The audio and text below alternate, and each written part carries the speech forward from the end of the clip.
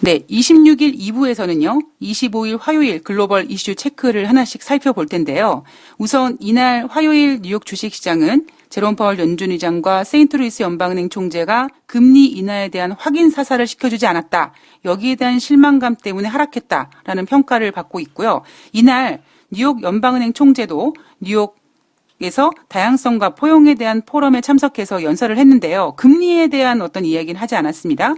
미국 기업들이 정책이 아닌 기업 문화를 바꿔야 된다. 이런 내용으로 연설을 했습니다. 자, 그리고 영국 이야기를 또 짚어봐야겠죠. 6월 22일부터 영국의 보수당 당대표 16만 명의 보수당원들을 대상으로 우편 투표가 이제 실시되고 있습니다. 이제 두 후보들은 이제 선거 운동을 하고 있겠죠. 서로 비난도 하고 비판도 하고 하면서요. 자, 로이터 통신에 따르면 강력한 당대표인 이 보리스 존슨이 트위터에다가 자, 나의 경우는 내가 지도자가 선출되면 우리는 브렉시트 협상이 타협이 있든 없든 10월 31일에 EU를 떠날 것이다 라는 점을 분명히 해왔다라고 했습니다. 지난번 마지막 5차 투표 때 보리스 존슨이 160표, 그다음에 제러미 헌트가 77표를 받았죠. 나머지 16만 명의 보수당원들이 어떤 결과를 내놓을지 모르겠습니다만 그 보수당원들의 연령대라든가 어떤 생각들을 보아왔을 때는 보리스 존슨이 당대표가 되고 총리가 될 가능성이 높구나. 자, 이 점에 집중한다면 여러분들께서 탁상 달력에는 10월 31일 영국의 브렉시트 체크에 놓으셔야 되는 겁니다. 자, 그리고 이란의 문제, 이란과 미국 간의 문제 같은 경우에는요, 지난 2015년도 7월 달에 합의한 핵합의, 이거 트럼프 대통령은 지금 탈퇴한 상태고, 이 핵합의 내용을 보면은요, 이란이 우라늄을 3.67%만 농축할 수 있는 제한을 걸어놨고요. 그리고 저장 한도도 300kg 제한을 두었다고 합니다. 자, 근데 존 볼튼이 지난번 2015년 7월 달에 한 핵합의에서 규정한 저농축 우라늄의 저장 한도인 3,000kg을 넘을 경우에 모든 옵션이 테이블 위에 놓여질 것이다 라고 했습니다.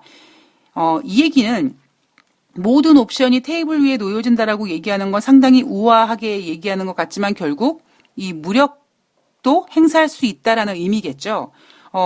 지난번에 이란이 우리 그 저장한도 제한 넘길 거거든? 이런 이야기로 하면서 미국 앞에서 깔짝깔짝 알랑거렸습니다. 우리 안 지킬 거거든? 이런 거 계속 하고 있죠. 그래서 지금 계속 미국을 건드리고 있습니다. 자, 존 볼튼은요, 이란이 그 한도를 만약에 무시할 경우에 정말 심각한 실수가 될 것이다 라고 얘기했습니다. 물론 이렇게 얘기하면서도 트럼프 대통령이라든가 존 볼튼은 이란과 대화하겠다라고 했죠. 이란은 무슨 개소리냐 하고 있습니다. 야, 니네가 지금 우리랑 대화하자고 하는 거냐? 아니면 우리한테 더 압박하자고 하는 거냐? 뭔 이런 제스처를 쓰냐? 이렇게 이란은 반발하고 있습니다. 이란에서는요, 백악관은 정신지체 같다라고 했습니다. 그러니까 이런 거죠. 야, 태도를 확실하게 해. 우리랑 싸우려면 한판 뜨려면 뜨고 아니면 대화하려면 진짜 대화를 하대든가. 이것들은 이거 똥도 아니고 된장도 아니고 뭐셔 이거. 이런 지금 이란이 액션을 취하면서 상당히 미국을 건드리고 있는 것입니다. 자, 이란은요. 이란의 최고 지도자를 공격하는 것은 국가에 대한 직접 공격이다라고 얘기했습니다. 즉 이란 생각은 야, 미국 니네가 우리와 대화를 하자는 거는 이렇게 추가 제재를 한다든가 아니면 모든 옵션이 테이블 위에 남을 것이다 이렇게 협박하지 말고 진짜 대화를 하자. 근데 미국 니네는 그럴 생각이 없잖아 라고 이란은 생각하고 있는 거죠. 왜냐하면 미국과 중국의 무역 협상에서도 트럼프 대통령은 협상이라고 쓰고 항복이라고 읽지 않습니까? 이란도 마찬가지로 그런 생각을 하고 있는 거죠. 미국 니네가 대화로 얘기하자고 하는 거지만 결국 우리한테 핵 포기하라고 요구하는 거 아니냐. 우리 죽었다 깨어나도 못한다라고 개기고 있는 거죠. 트럼프 대통령은 이란이 백악관은 정신지체다 라고 얘기한 발언을 듣고 이란 정부에 대한 비판의 수위를 높였고요. 그리고 미국의 군사력을 강조했습니다. 이란이 미국을 어떤 형태로라도 공격하면 엄청난 보복을 맞이할 것이다. 지난번에 유조선이 피격당했고요. 그다음에 미군 드론기가 정찰기가 격추당했습니다. 그게 이란 소행이냐 미국의 자작극이냐 뭐 지금 갑론을박이 이어지고 있는데 만약에 제가 미국이라면 이란을 정말 조지고 싶은 마음이 생기면 아까 미국을 어떤 형태로라도 공격하면이라고 했으니까 자작극이라도 만들어서 이란이 그랬어 라고 하고 조지겠죠.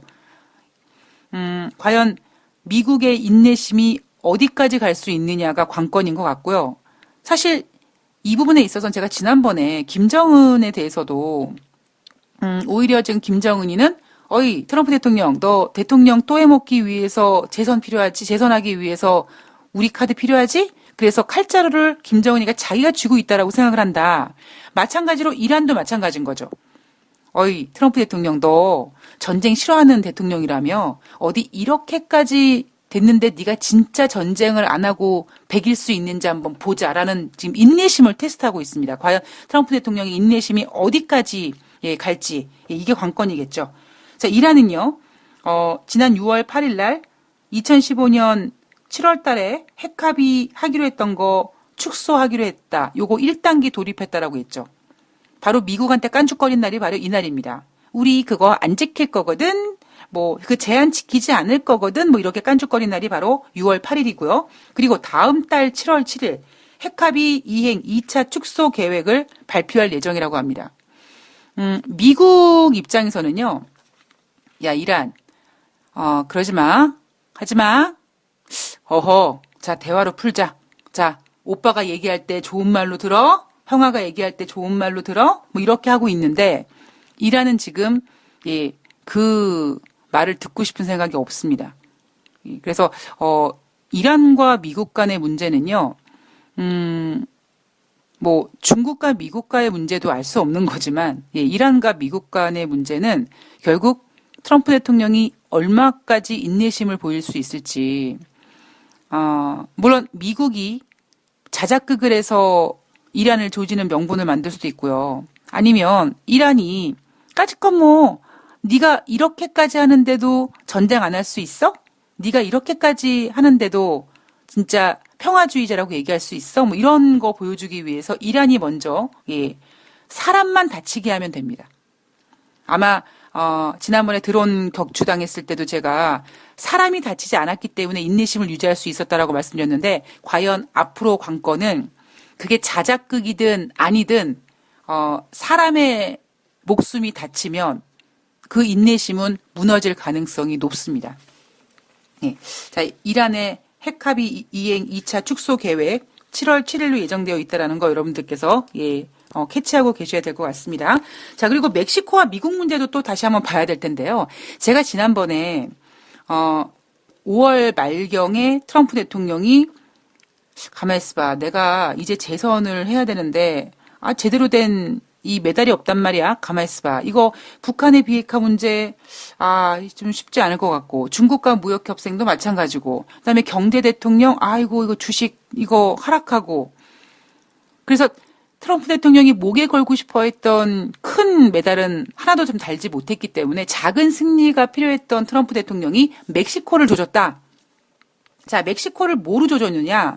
이민 문제에 관련돼서 멕시코 니네 이거 처리하지 않으면 우리 니네한테 단계별로 5%, 10%, 15%, 25%, 25% 해가지고 10월 10일까지 25% 관세 때릴 거다라고 으름장을 놓았죠.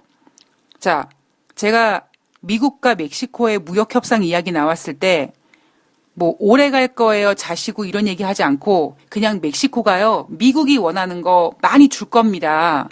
라고 했습니다. 진짜 미쓰리 얘기대로 멕시코는 찍도 쓰지 못하고 미국이 원하는 거 다 퍼줬어요. 그래서 6월 7일 날 관세를 부과받지 않습니다.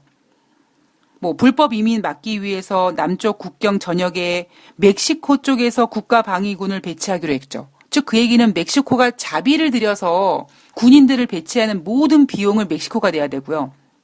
그리고 미국 망명 신청자가 생기면 다시 멕시코로 보내서 그 심사 기간 동안 미국에 머무르지 않고 멕시코에 머무르는 거죠. 그 멕시코에 머무르면서 그 뭐 어떤 교육이라든가 이런 모든 비용들, 즉 그 이민 망명 신청자가 멕시코에 머무르면서 미국의 심사를 기다리는 동안에 발생되는 모든 비용은 멕시코가 다 지불하는 겁니다. 또 거기에다가 제가 그때 그런 말씀 드렸습니다. 만약에 이 국경을 통해서 이제 망명하는 만명 신청자를 이민자를 당연히 멕시코 군대가 잡아야겠죠. 그래서 만약에 그 과정에 사람이 다치거나 그랬을 때 모든 쌍욕은 멕시코가 먹는 겁니다. 그래서 제가 그때 트럼프 대통령은 자기 손에 피 묻히지 않고 많은 거를 해결했다. 어찌 보면 트럼프 대통령은 멕시코와 뭐 무역 합의를 이뤄냈다라고 얘기하지만 그건 무역 합의가 아니라 그냥 빵 셔틀 시킨 거다라고 얘기해 드렸습니다. 그리고 제가 그때 멕시코가 너무 불쌍한 이유가 뭐냐면 이게 끝난 게임이 아니라는 거죠. 왜? 트럼프 대통령은 언제든지 자기가 뭔가 진행하는 것 중에 되지 않으면 멕시코를 향해서 분풀이를 할 거거든요. 또다시 으름장을 놓을 겁니다. 하다못해 멕시코 국경 그 지역에서 작은 사고가 하나 난다고 하면 또다시 멕시코는 미국한테 두들겨 맞을 가능성이 높습니다. 어찌 보면 지금 멕시코는요, 미국의 트럼프 대통령의 화풀이 대상이 된 거거든요. 뭐 약자일 수밖에 없고, 그러니 그럴 수밖에 없겠죠.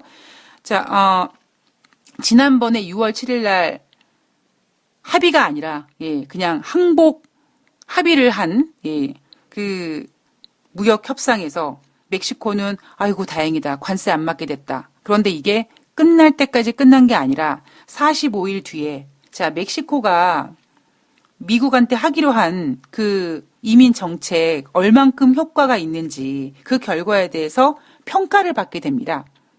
그 평가에서 조금이라도 미국 마음에 안 들면 멕시코는 언제든지 관세를 두들겨 맞을 거거든요.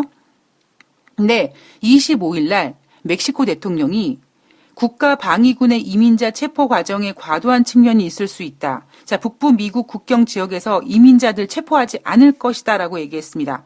자, 멕시코의 이민 규제 강화는 무역보다 남부 국경의 입국 규제에 초점을 맞추고 있다. 우리는 미국 정부와 대립을 피해야 된다라고 얘기했습니다. 이게 무슨 소리냐면 지난 주말에 어린이를 동반한 쿠바 여성들과 중미 이민자들이 강을 건너서 미국으로 넘어가는 거를 무장한 군인들이 추격해서 체포하는 모습이 동영상으로 찍혀서 언론에 공개가 됐어요. 자, 그러면 누가 욕먹는다? 멕시코 정부가 쌍욕을 먹는 거죠. 저것들 봐라.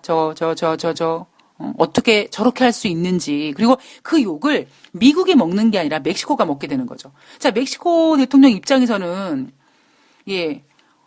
미치고 팔짝 뛰고 돌아가실 노릇이죠.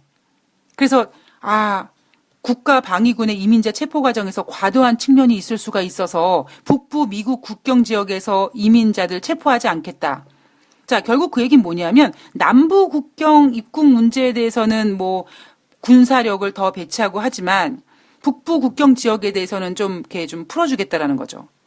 근데 이거 분명히 미국이 또 걸고 넘어질 가능성 높습니다. 멕시코가 처음에 트럼프 대통령이 그렇게 으름장을 놓았을 때 너무나 겁을 먹는 바람에 처음에 모든 걸 너무 다 줘버렸어요. 그죠? 뭐, 멕시코에다가 군사력 배치하는 거, 그 다음에 미국으로 이민하려고 하는 망명자들 머무르는 동안에 모든 비용을 다 멕시코가 지불하고. 근데 이게 나중에 위치에 있는 미국이 핑계를 끌어내면 언제든지 끌어낼 수 있는 일들이거든요. 아무리 멕시코가 우리 그 협상 지키기 위해서 이렇게까지 노력했고요. 라고 했는데 미국 입장에서는 자기네가 진짜 속된 말로 꼴리는 대로 평가해서 야, 내 맘에 안 들어 할 수 있거든요. 여러분 그때 미국과 멕시코와 협상했을 때 멕시코가 어떻게 했습니까? 트럼프 대통령이 가만히 있어봐. 멕시코 니네가 이민 문제 너무 소극적인 것 같대 그러자 멕시코가 아닙니다. 우리가 2월 달에는 뭐 불법 이민자 얼만큼 줄였고요. 이거 다 숫자를 보여주지 않았습니까? 객관적인 데이터를 보여줬는데도 불구하고 미국은 성에 안 차 있잖아요. 즉 그 얘기는 미국과 멕시코의 협상은요. 이거는 협상이란 단어가 무색하게 언제든지 미국이 기분 나쁘면 트럼프 대통령은 멕시코에다가 분풀이할 수 있거든요. 자, 지금 멕시코 내에서 어떤 그 비난 여론이 형성되고 있고 그 여론에 따라서 멕시코 대통령이 조금 여론에 밀려서 한 발 물러나고 있습니다. 자, 미국 입장에서 만약에 45일 뒤에 이 이민 정책 효과와 결과 평가하면서 어이, 니네 지금 뭐 하고 있는 거냐? 안 되겠다. 니네 좀 맞자. 그리고 관세 때릴 수 있거든요. 그래서 멕시코와 미국 문제 이거 결코 끝날 때까지 끝난 게 아닙니다. 이거 우리 꼭 확인해 두셔야 될 것 같고요. 자, 터키와 미국으로 또 넘어가면 25일 날 에르도안 대통령이요. 알라의 뜻대로 S-400 러시아제 방공 미사일을 7월부터 인도할 것이라고 합니다. 자, 이거 S-400 러시아제 방공 미사일 미국이 도입 철회해? 하지마. 사지마. 계속 이거 미국이 요구했던 거죠. 근데 에르도안 대통령 지키지 않겠다라고 했습니다. 예. 뭔 소리야. S-400은 우리 터키 주권에 직결된 사안이고 우리는 물러서지 않을 거야.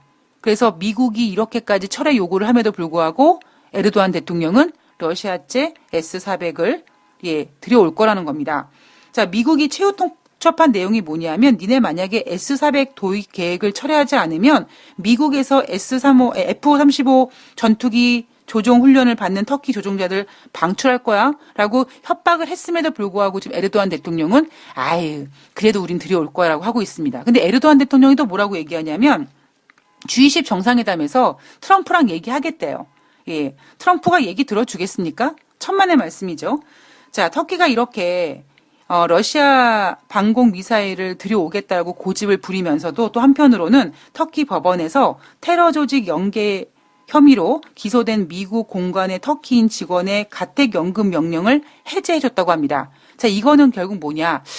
미국 쪽의 어떤 제스처, 화해 제스처를 취한 게 아니냐라고 보고 있는데 미국 쪽에서는 개풀 뜯어먹는 생각이죠. 예, 에르도안 대통령이 G20 정상회담에서 트럼프 대통령을 만나가지고 대화로 얘기를 한다. 트럼프 대통령이 그래 알았어 이해해줄게. 너 S-400 그래 들여와 이렇게 할까요? 그러니까 제가 아까 일부에서 지금 미국과 중국도 마찬가지고요. 뭐 아까 이란과 미국도 마찬가지고 터키와 미국도 마찬가지고 대화는 하겠대요. 근데 이게 말이 대화지 대화가 아니라는 거죠. 중국은 대화라고 얘기하고 무역, 분쟁, 항복, 포기서 원하는 게 바로 미국이고 이란 같은 경우에는 대화라고 얘기하지만 이란의 비핵화를 요구하는 게 바로 미국입니다. 뭐 그나마 지금 김정은과 트럼프 대통령이 서로 아름다운 친서를 주고받았다라고 하지만 뭐 이것도 여전히 뭐 진행 중이라고 해야죠. 자, 마지막으로 미국과 중국에 대한 이야기를 하자면 G20 정상회담에서 두 정상이 대화한다면서요. 근데 그 대화가 아니라니까요. 자, 미국 정부가 중국의 대형은행을 미국 금융 시스템에서 퇴출시킬 수 있다는 보도 내용이 나왔죠. 혐의는 뭐냐면 그러니까 명분이 뭐냐면 미국의 제재 대상인 북한 조선무역은행을 위해서 1억 달러 돈 세탁을 해준 홍콩의 유령 회사와 이 중국의 은행들이 협력한 혐의를 제시했습니다. 자, 그래서 워싱턴 DC의 지방 법원이 소환장을 발부했는데 거기에 해당되는 은행들이 중국 교통은행, 중국 초상은행, 상하이 푸둥발전은행입니다. 상하이 푸둥발전은행은요, 골드만삭스와 맞먹는 자산을 보유한 은행입니다. 중국은 은행 시스템이 허접하다. 그러니까 시스템의 역사가 별로 길지 않다. 그런데 워낙 중국인들의 그 머릿수가 있다 보니까 중국이 은행을 만들고 개설하고 그러면서 얼마 안 돼서 세계 1000개 은행 중에 대부분의 중국 은행이 포함될 정도로 중국의 금융 시스템은 상당히 그 양적으로도 아직까지 시스템은 구축되어 있지 않으나 양적으로는 어마어마한 이제 힘을 가지고 있습니다.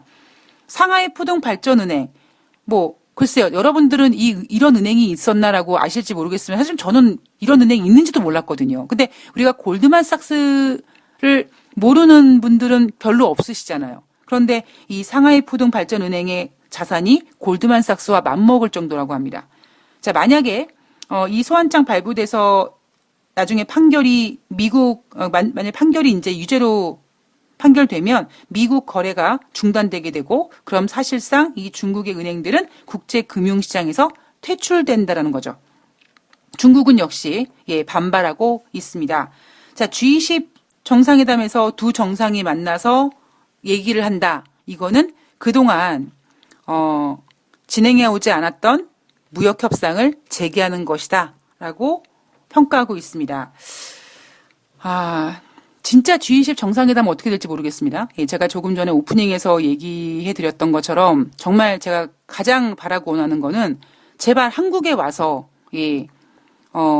트럼프 대통령이 잘하는 행동들이 그런 거잖아요. 다른 나라 정상을 옆에 세워두고 뭐 중국에 대해서 뭐 어떻게 하겠다, 뭐 이란에 대해서 어떻게 하겠다 이런 식으로 기선제압을 하는 행동들을 많이 하거든요. G20 정상회담이 끝나고 그러니까 G20 정상회담에서 만약에 시진핑이 오지 않으면 관세를 때리겠다. 자, 25% 이상 관세를 때리겠다. 그리고 G20이 끝나면 미국 돌아가서 한 2주 내에 관세를 때리겠다. 뭐 지금은 트럼프 대통령 입에서 관세를 때리겠다라는 말은 나오지 않고 있습니다. 그런데 이날 6월 25일 날 뉴욕 주식시장에서 뉴욕 증시가 하락했는데 제롬 파월 연준 의장이 정치적 압박에 휘둘리지 않겠다. 자, 이런 발언으로 뉴욕 주식시장이 금리 인하 실망감으로 하락했고, 자, 그렇다면 제가 만약에 트럼프라면 어떻게 할까요? 어제 말씀드렸던 것처럼 관세라는 거는요, 때렸다가 조절해주면 되고, 그죠? 25% 관세 때렸다가, 그래, 계속 얘기하자. 알았어. 니네가 이만큼 물러섰으니까 10%로 줄여줄게. 이렇게 할 수 있는 부분이잖아요. 어차피 관세도 인간이 만들었으니까. 저는 G20 정상회담이 끝난 다음에 왠지 트럼프 대통령이 관세를 때릴 것 같은 생각을 좀 가지고 있습니다. 그러니까 관세를 때리지 않고 중국에서 무언가를 얻어내기에는 지금 너무 시간이 많이 끌려왔거든요. 그래서 나중에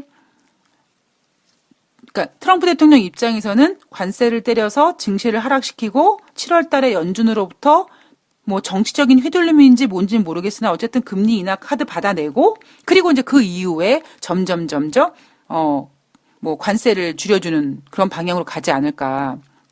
지금 미국과 중국이 너무나 평행선을 달리고 있는 상황이기 때문에 어떠한 뭔가 플러스 되는 알파 없이 무역 협상이 한 발 한 발 걸어 나갈 수는 없습니다. 여기서 얘기하는 무역 협상이라는 건 결국 미국이 원하는 거는 중국의 항복이죠. 그랬을 때 지금 상태로는 중국은 절대 항복하지 않을 겁니다. 그렇다면 미국이 뭔가 추가적인 액션을 해줘야지만 중국에서 안 되겠구나라고 조금씩 양보하는 일들이 벌어지겠죠. 그리고 트럼프 대통령 입장에서는 제롬 파월 연준 의장 너 개기겠다라는 거지 한번 보자라고 하면 제롬 파월 연준 의장이 이날 정치적인 부분에 어떤 휘둘리지 않겠다라고 얘기하면서도 미국과 중국의 무역 분쟁과 경기 지표 같은 거 보면서 얼마든지 정책을 바꿀 수 있다라는 멘트도 했기 때문에 제가 만약에 트럼프라면 G20 정상회담에서 시진핑이랑 그냥 인사하고 뭐 어차피 실무진들이 25일 날 만나서 얘기하는 부분이 있을 테니까요. 그런데 제가 만약에 트럼프라면 G20 정상회담이 끝나면 관세를 때리지 않을까. 그렇지 않고는 지금 이 평행선이 깨지기는 좀 어렵다라는 생각을 개인적으로 하고 있습니다. 자, 만약에 또 물론 제가 관세 때릴 것 같다라는 게 뭐 제가 점쟁이 봐서 훔쳐입은 게 아니라 뭐 맞는다, 틀린다의 문제가 아니라 제가 쓰고 있는 시나리오인데 어떻게 미쓰리 말대로 만약에 관세를 때리면 어떻게 하지라고 또 걱정하실 거 아니겠습니까? 근데 이게 좀 걱정할 일이 아니라 여러분 냉정하게 생각해 보세요. 제가 관세를 때리는 이유에 대해서 말씀드렸죠. 관세를 때려야지만 금리 인하 카드가 나오고 그리고 관세는 어차피 조절해주면 되는 것이다. 자, 그 뒤에 플랜을 가지고 움직이는 건 공포가 아니라고 전 생각을 합니다. 그러니까 여러분들께서도 저의 시나리오를 들으신 것처럼 또 다른 전문가들의 시나리오를 들으시면서 여러분들만의 플랜을 짜셔야죠. 자, 만약에 관세를 때리면 나는 포트를 어떻게 가져가야 되고 이런 것들을 여러분들께서 이제 생각하셔야 되는 때가 오고 있다라고 전 생각을 합니다. 뭐 진작 하셨어야 되는데. 자, 오늘 돈다방 미스터리가 준비한 내용은 여기까지입니다. 저는 27일 목요일 날 과연 수요일 뉴욕 주식시장에서 주간 원유 재고량이 2주 연속 감소했는지, 예, 그리고 25일 날 진행된 미국과 중국의 실무단 어떤 이야기가 어떻게 나왔는지 그런 부분까지 소상히 준비해서 가지고 나오도록 하겠습니다. 날씨가 점점 더워지고 있는데요. 건강에 유의하시고요. 행복하고 즐거운 하루 되시기 바랍니다. 고맙습니다.